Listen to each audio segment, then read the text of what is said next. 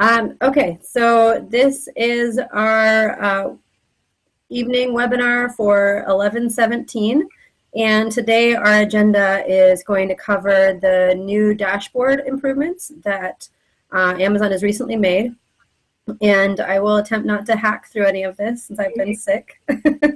And specifically we'll talk about the product safety piece of it, because we've all known about the product authenticity issues that have occurred over the years, really since 2014 or so, with all the product authenticity things and all the stuff that's been talked about at a lot of the different shows and webinars that are out there, in terms of people saying, but it's not inauthentic, it really isn't. So that, I think everyone's pretty familiar with that side of the product issues that can happen to sellers, but product safety is new. It just popped up. And so we want to talk more about that. I want to talk with Emily about some last minute detail page improvements before Black Friday. What are some ways that we can make some improvements, and how do you go about finding keywords, and what are some cool things that we can talk about with regard to improving the detail page, improving discoverability before Black Friday. And then we're so excited to have Suzanne on as our guest this evening. We'll be talking about all of the Christmas things. So we're starting out talking about the product safety dashboard. Everyone's selling a lot of different things around Christmas time. And the last thing you want is to have a really nice high velocity listing shut down next week, right before Black Friday, or even worse, in 2 weeks after Black Friday as Christmas is ramping up. So what are the things that you should be worried about?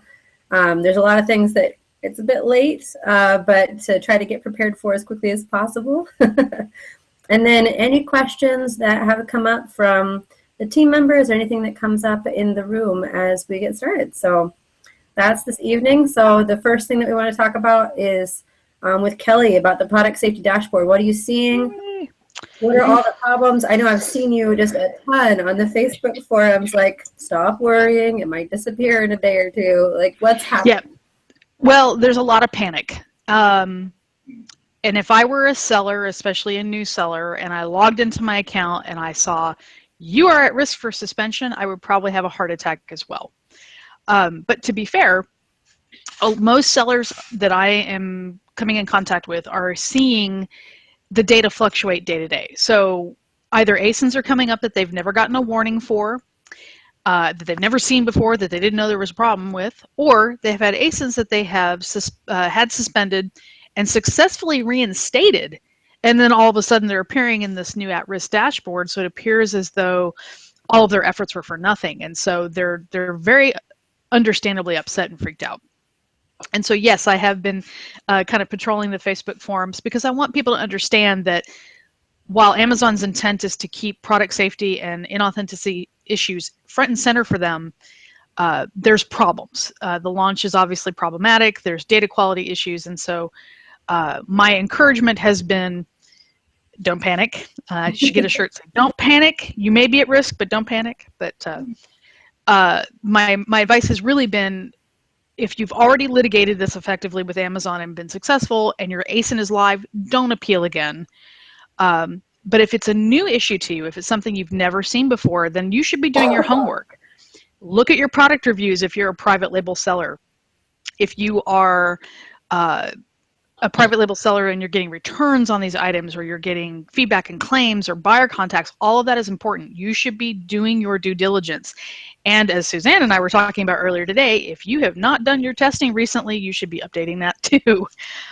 For resellers, it's a little more complicated. You're going to review your buyer contacts, your feedback, your claims, and your returns to see if there's a problem with what you're selling. And if you're finding data that indicates that you're not doing so hot with this product, you need to remove it. Especially if it's FBA, pull it from the warehouse, pause that listing, and do your investigation and figure out why. But by and large, a lot of sellers are not getting accurate data, and so everybody needs to just calm, let everybody, figure out what's going on. Amazon will fix this, but it's going to take some time.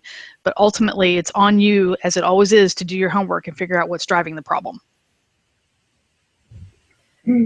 So when we were talking, we had talked about a recent issue with a client where the client was facing an issue of reviews or in the reviews, customers kept saying, it's counterfeit, it's counterfeit. And there's no way it could be counterfeit because they weren't copying somebody else's brand.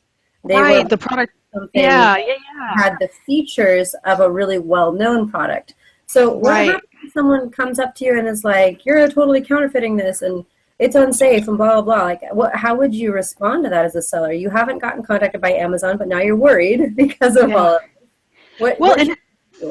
Yeah, that's a great question. And that product that we discussed last night is a really wonderful example of how private label can kind of go askew for a seller, I think. And in this particular example, the item I was looking at was an item that had been, it's a well-known item. It's something that's been common to medicine for years, and people have made many versions of it. So I didn't feel like there was a trademark issue at play there. But obviously people felt that it was not up to par with another brand that was available. And so they were saying it was fake, it was knockoff, it was counterfeit. And that's terrible. That's a terrible experience, especially if you're a new seller and you're trying to get your product launched. But the larger concern and the separate concern is it safe? Well, from the counterfeit standpoint, I think that becomes a problem for the seller to educate the buyers about, this is my brand, this is my name, this is not to be confused with X. And that's a tough thing to do.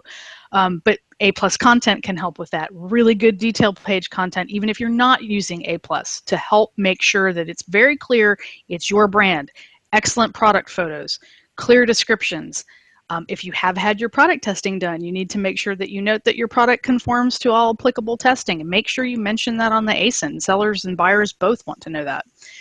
But if you haven't tested it and if you're not sure it's safe, that's on you to go back and look at that and go, maybe I should pause this listing and do my homework in reverse and figure out what I need to do to make that right. Because in the case that we discussed last night, that was clearly an issue. The last thing I would think any legitimate seller wants to do is put a product out on the market that could harm someone, especially something that's designed for medical training or for first aid, or is going to be put on your body or ingested. There's a very real risk of customer injury, and I think you owe it to yourself and to your buyers to take that very seriously before you go to market. Yeah, not only that, but insurance. Also important. I'm sure Suzanne has a lot to say about that too. The whole different issue. So we'll be talking about A+ a little bit more for Black Friday, but one thing that everyone should realize is that Amazon as a seller expects you to have general liability insurance. That's pretty, that's stated in the terms of service that as soon as you sell, I think it's more than $10,000 a year. So it's not all that much that you're expected to have your own general liability insurance. Well, if you look at the terms of service for Vendor Express, that's a vendor relationship with Amazon, and what it requires is quite a bit more involved. So if you aren't prepared to meet those requirements, I would suggest trying to get all of the benefit you can out of Vendor Express without ever shipping them a product. Because as soon as you ship a product and Amazon sells it, they're going to be really mad at you if something goes wrong. So the requirement difference there is that you need to have, I forget the kind of insurance you need to have, but you do need to be insured for the products that you sell. You also are stating that to Amazon that you're meeting their supplier code of conduct, which I know most sellers aren't looking at. That's social responsibility, making sure that your factory pays their workers on time and with the, not exploiting their workers, the environment around their factory. Then there was also a thing that I saw in there that was about the actual product liability insurance. And so I would just double check that, really read that carefully before you ship anything to Amazon. Obviously, if you're a seller who has an exclusive relationship with a company and you're using Vendor Express to help boost that, then talk to them about it and see if they've got it. If it's your own brand, be careful. I would just try to use the system as it exists without adding any additional potential legal issues by shipping a PO in.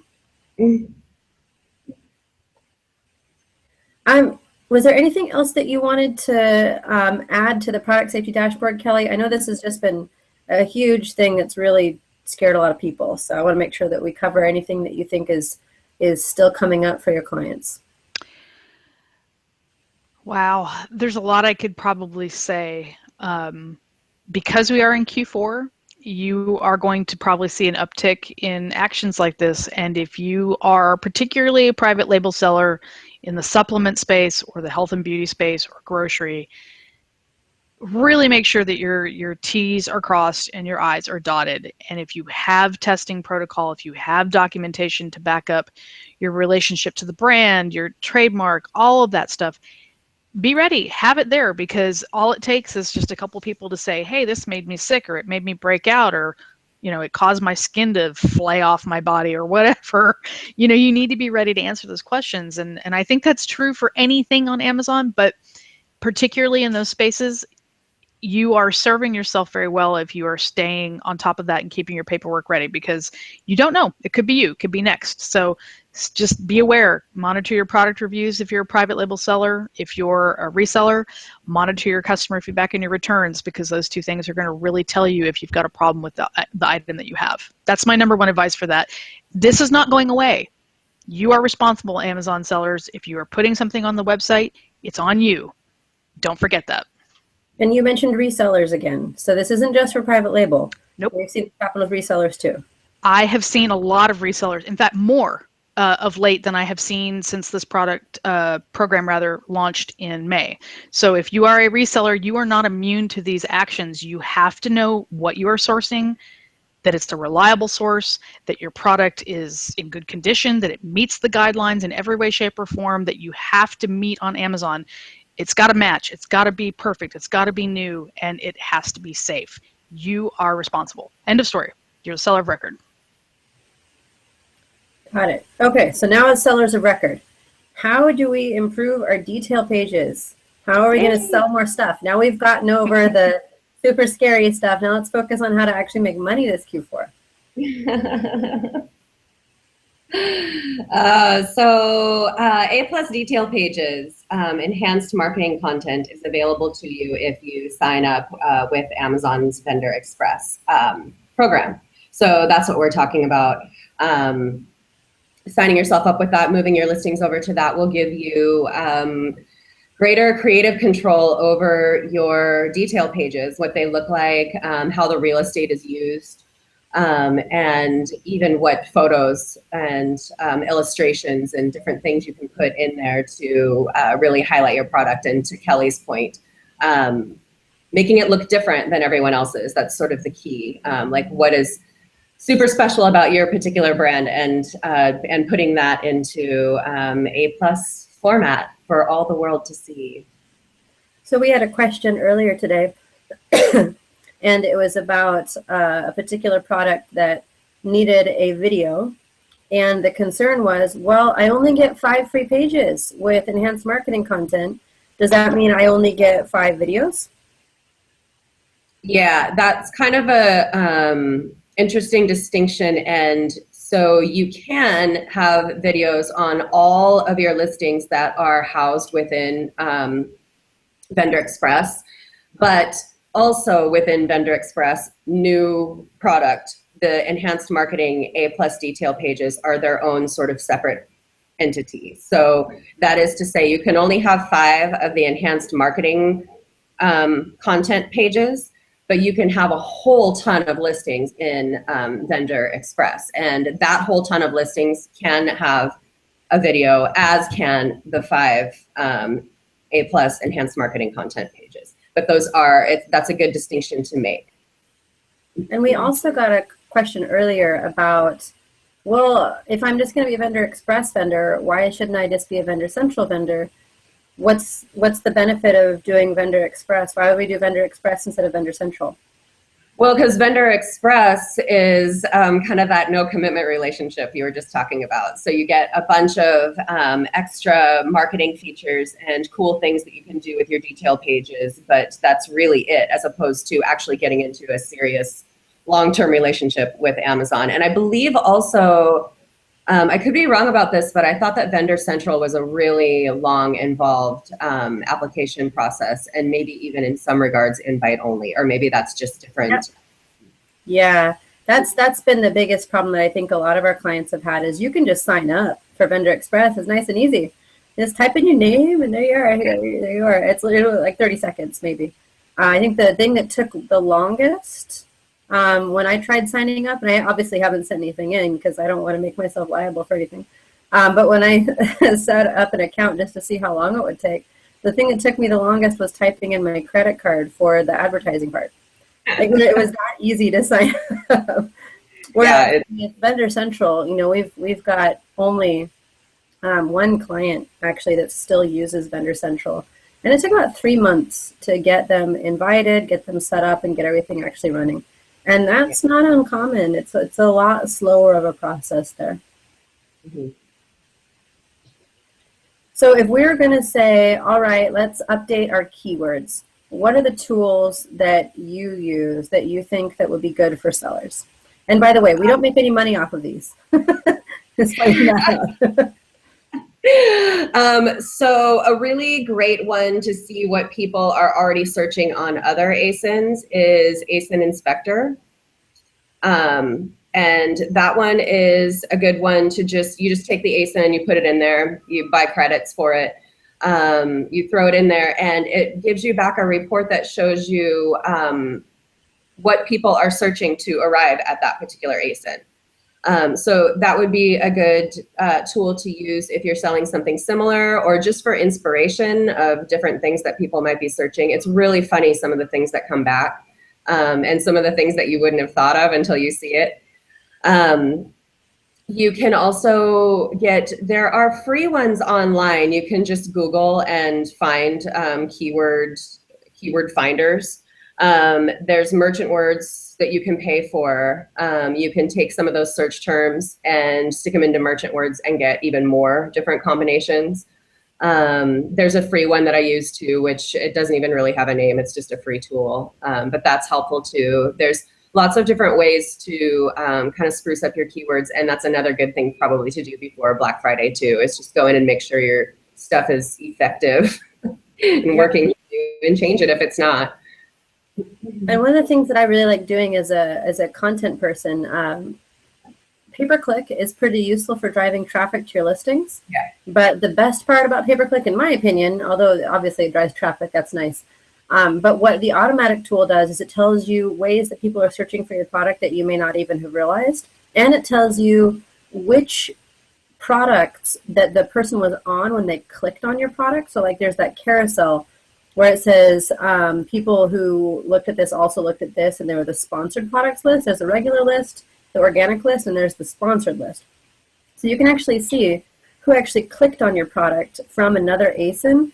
And maybe it's something like you're selling, I don't know, like a pregnancy pillow, and someone else was selling like lactation cookies, and then your sponsored product popped up. And now you realize, oh wait, so if someone's searching for this, maybe they're searching for this other thing too. So even using your sponsored product information can actually be really great for doing some data mining. And that's absolutely not what it's for. That's not what pay-per-click is for, but it's a pretty good hack to get additional information there. I also put the websites in the chat. So keywordinspector.com, ACEinspector.com. ACEinspector is not like ACE, it's literally ASIN and Inspector smooshed together. And it does some other things too, but I do like the reverse keyword lookup. And then merchantwords.com. And I kind of see merchant words, like I call it like a keyword thesaurus, I guess is the best way to describe it. You put in one word and then it shows you a whole bunch of similar ones. Yeah, keyword inspector, that's not ACE inspector. I got them mixed up. Yeah, keyword inspector is the one that you want to use to do the ACE reverse lookup. Yeah, it's a feature in ACE Inspector, but it's definitely not a primary feature. ACE Inspector is a competitor to Jungle Scout, actually, and I personally like it better for the results, although Jungle Scout's gotten better since all of the review people have stopped. It's more accurate. But what I don't like about it is, about ACE Inspector that is sometimes the customer service isn't as good as it could be, but the results are pretty good, so. Okay, cool. So now I want to talk about Christmas stuff.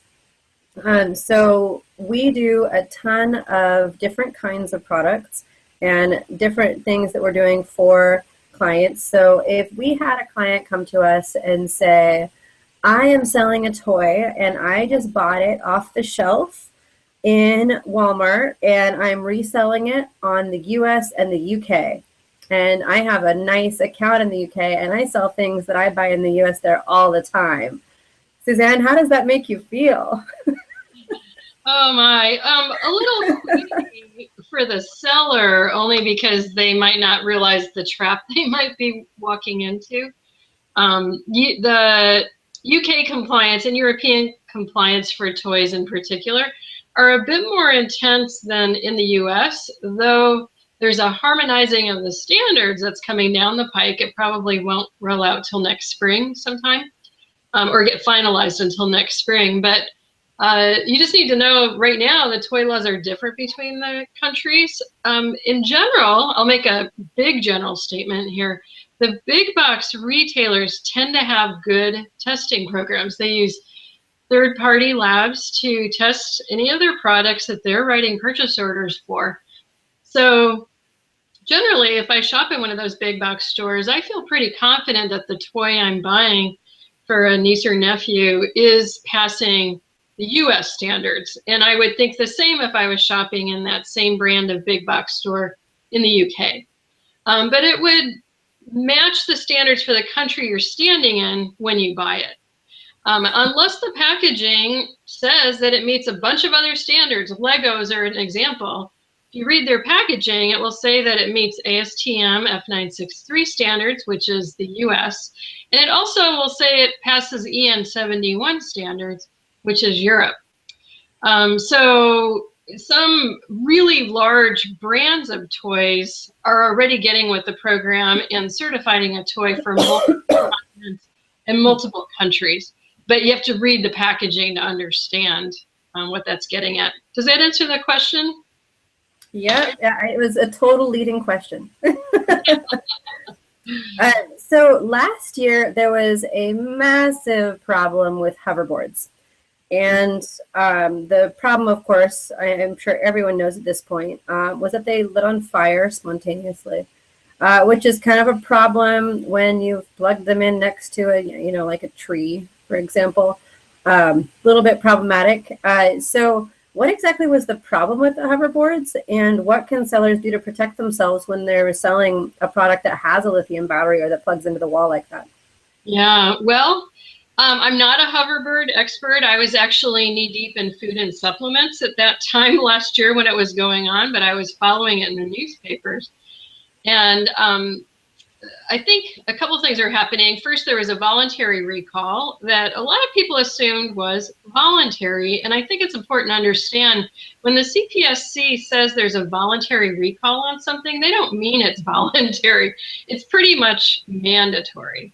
And so if you want to be that outlying seller to continue selling something that's under a voluntary recall category, you're really taking on all sorts of liability and risk. So unless you've got a really great liability insurance policy, it wouldn't be worth the profit you can make on that category. But all of them could have avoided problems if they had submitted them to a third-party lab. And then monitor their battery sources really carefully. So there can be some problems with newly invented products, and this might have been part what was going on with lab testing. I'm not sure, because the labs have to test to existing standards. Those are often ASTM standards, ANSI standards. There's some independent industry body that creates the test methods, and then the labs use them. But when there's a newly invented product out there, there isn't an existing standard. And so the labs are asked to test something and verify it. And it's the same conversation every time, because the labs will say, well, there isn't an ASTM standard for this yet. And the retailer will say, look, this is going to be a really hot item this Christmas. Do your best. Just throw all the safety testing at it you can and issue us a report. So every different lab company, in their effort to satisfy the customer, who is the retailer of this product, sometimes it's the manufacturer, they'll go ahead and set up some kind of testing program. But they're all going to go at it a little bit differently because they have different human engineers working in their laboratories. And so the testing result output might be quite inconsistent. And then with lithium ion batteries, they're really a highly charged battery. And as you've seen by a lot of the recalls that have been happening with computers lately, or actually it was the smartphones that were blowing up for Samsung, they can be really problematic. They're, an energy source that could be hard to contain every now and then. So if someone submits a hoverboard, say, with a lithium battery on it for testing, but then when they go into production, they switch out a different brand or type of lithium battery, first of all, it null and voids the earlier round of laboratory testing that took place. And it's walking them right into the great unknown because they don't know how this lithium ion battery is going to perform. And we were seeing that there were a lot of fires. I think at some point before Christmas even, they were banned from airplanes, if I'm not mistaken. Yeah, there were a lot of takedowns by the time that Christmas happened because of some pretty high-profile fires. It was all over the news. It's a big bummer because it was a really exciting product. Yeah. One of our neighbors had one, and I was actually kind of worried about it. But he was on the other side of the street, so I was like, okay, that's all right. My fire department will get there by then. Yeah, so that's my thoughts about that. Do you want to add anything, Rachel? Because you were working more specifically with Hardline's products at the time. Yeah, so I was actually not at Amazon at the time. We actually had a client who came to us and asked us about this. And what's super interesting is what Amazon actually asked them for was the catch-all UL testing. So I think it's 60558 or something like that. I think it might be the standard, but it's basically the most basic UL standard that you can do. That's basically making sure that the wall socket plug and the apparatus around the wall socket plug isn't a problem. That was it. And that was all that they asked for. And from everything that we read, all the stuff that was being published, there were so many products that got shut down, which meant they couldn't even provide UL testing for their plug, much less the battery, which is kind of scary. Yeah, I bet UL has updated the standard since then. Oh yeah. I got one of those little newsletter thingies probably about 6 months ago or so that said updated UL hoverboard standard. So they only came out with it like 9 months after the product launched. So. Well, and the other aspect of this that we didn't touch on, but that still plays into all this, is that people were also selling counterfeit hoverboards. They were looking at the brands that were succeeding, and they were putting out knockoffs, and those batteries no doubt were extraordinarily substandard if they were even lithium ion, and that was part of the problem as well. But I think that was more after the initial craze started, because that's always what happens. You get something that's popular, somebody counterfeits it, and as Suzanne and I discussed earlier today, we don't know if those products play well together when you have batteries that go into this or other parts that have to merge. And so I think that also really exacerbated a lot of the problem and probably made it that much more difficult for every entity involved to negotiate and deal with. Yeah, Kelly, that brings up something that we've talked about. And I wrote a blog post recently that kind of talks to this a bit. Any seller that's an importer of record is taking on a lot of liability for the ownership of that product and all the components in there. And so for those that are really trying to do the right thing and they're getting the third-party lab testing done initially before they roll the product out, yay, because that's really a best practice to always use. The other thing they need to do is follow that item on subsequent production runs. So if they do the testing today for a product that they're rolling out January 1st, let's say it's a lawn and garden item or something like that, and it plugs in and it's got rechargeable batteries, they're going to continue selling this item through next summer, let's say. So next June or July, if they have another container load of these items coming in, someone should be inspecting this shipment to make sure that the components in there and the battery brand and type are all the same as what were referred to in that initial test report. Now, an inspection can go a long way into verifying all of that. You've got boots on the ground and eyes looking at that product to do that verification. But if you're not signing up for inspection services, you're the importer of record, and it's on you to make sure that the stuff is still compliant. And that's where there could be a breakdown. Yeah, and I was actually going to say, I bet that's where when people come to me in Cascadia when the problem is already bad. So a lot of times I have to reverse engineer where things went wrong, and I have a feeling that's a skip step for a lot of sellers, that they're just going to import this product. It's hot, they're ready to go, and they're not going to deal with that because they don't want the delays, they don't want the extra expense. But the result is that you have potentially, defective product that you end up doing returns on and you're not really making money on, but at worst, somebody's hurt by it. Yeah. And another thing I've seen happen with some of the clients I work with is that they're ordering from someone they think is a factory, but if the item's selling at a faster rate and they place a reorder much quicker than it was ever expected, they might find that their quality has gone downhill, or some of the raw materials appear to be entirely different. And that could very well be that they were dealing with a trading company all along who doesn't own plant and equipment. They don't own a factory. And what they're doing is jobbing out your order to whatever factory they can get the production done in. So unless you're asking a real lot of questions and finding out who's manufacturing your item, you're somewhat vulnerable to changes. So if you were working with a trading company and you did all the right things with getting your testing done, you're still vulnerable later for other production runs, not knowing if they're coming from that original factory or not. Yeah. Yeah, another area that I find just like flabbergasting, like the kind of thing that when I first heard about it, I would just like jaw drop to the floor, is people who either, there's two kinds of people. There's one who's like, well, I need to go to the factory myself and see it. And my question for them is, are you actually qualified? Because I worked in compliance at a large major corporation for over 5 years, and I wouldn't consider myself qualified to evaluate what's going on inside of a factory.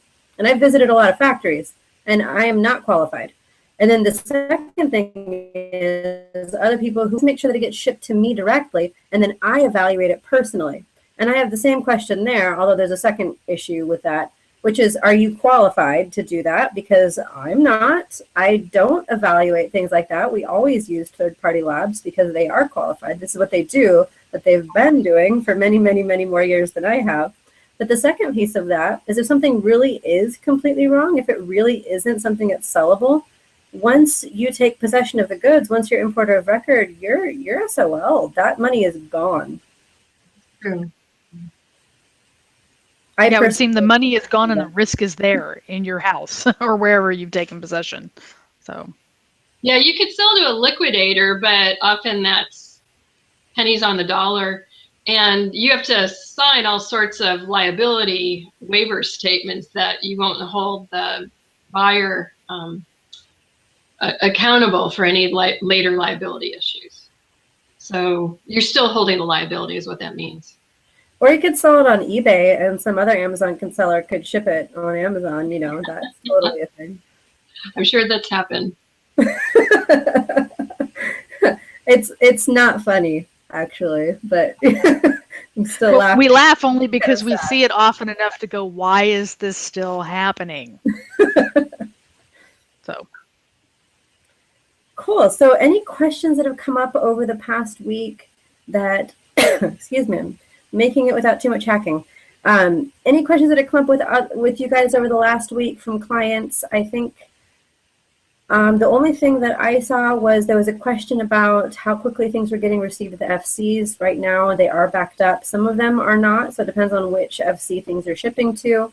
We've seen backups with both sortable, non-sortable, and apparel.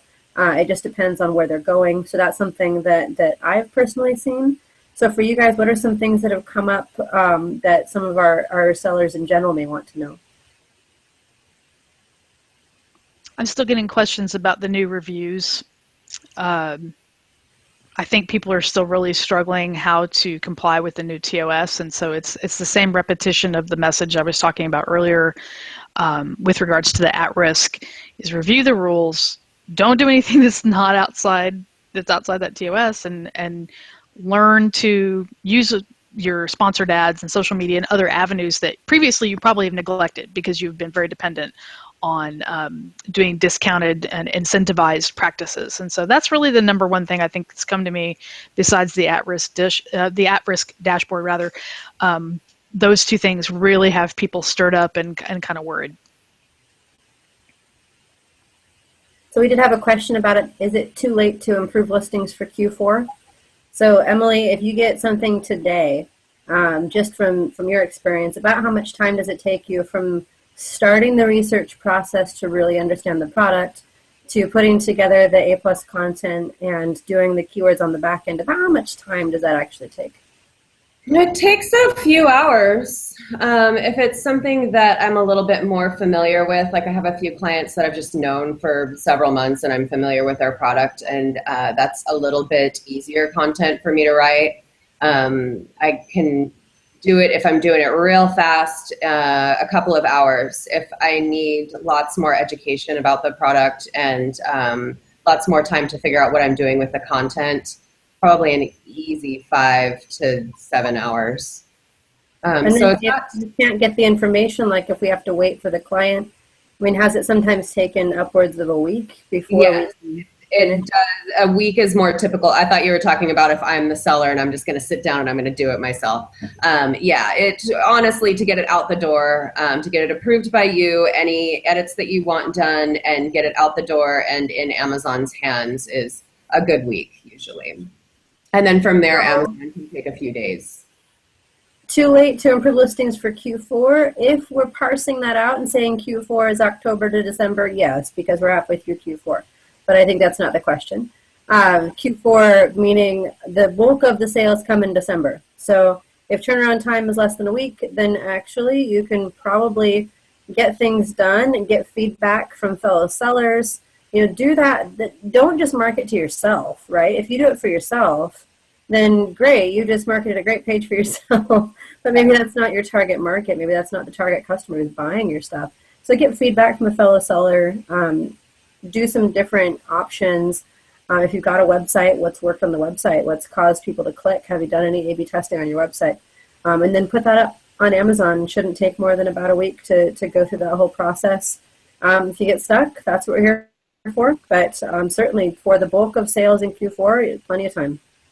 Yeah, and I think it's also important just to mention, like if you're going to go to all the trouble of studying your keywords, reverse look up your keywords, find all these ways to drive people to your page, then that page really should look awesome and really, really sell them well. And so it's best not to rush through it because you don't want to send people to a trash page. That's ridiculous. So it is best to take your time, and you know, some of my favorite work has taken a while longer, but hopefully it's more effective too. So you got to think of it that way as well. Well, cool. I think that covers our session for the week of 11/17. Anything else from the group before we stop for the evening? Not a thing. I think we covered a lot. So there's a lot of content this evening. Thank you so much, Suzanne, for being on for this week. And I know that it's something that a lot of folks struggle with. Compliance isn't the easiest thing. And it's funny to me because it's something that I lived with for a long time. And even so, when something comes up, I'm like, Suzanne, I need help. So it's not easy. Right back at you. I'm asking you for feedback too. Teamwork, that's what it's all about. Complicated stuff. That's why we all try to work together on this stuff. All right, thanks everybody. And we will not be seeing you next week because it is Thanksgiving and we will all be stuffing ourselves with deliciousness. We will see you in 2 weeks at the beginning of December. So happy almost December. All right.